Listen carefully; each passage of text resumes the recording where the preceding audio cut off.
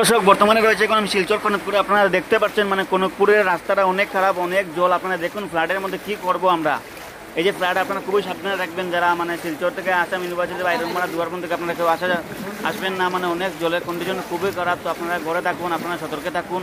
আর এই ভিডিওটা যারা দেখছেন সবাইকে বলছি, আমি অনুরোধ করছি এই ভিডিওটা আপনারা বেশি বেশি করে শেয়ার করবেন, যাতে আমি যতটুকু আসলাম, দেখুন আমি আপনাদের জন্য আসলাম, আমি শুধু আপনাদেরকে দেখানোর জন্য যে মানে শিলচরের কন্ডিশনটা কী হয়েছে। আপনারা দেখুন এই যে জলের আপনি মানুষ আসতে পারে না, আসুন নিচে পুরো জল দেখুন।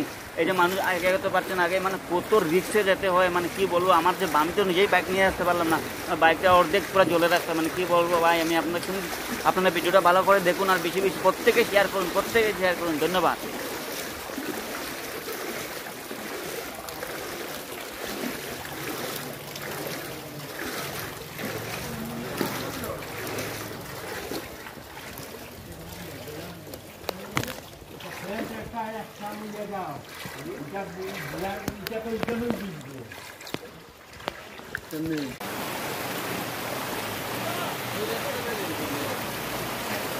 কনকপুর রোড।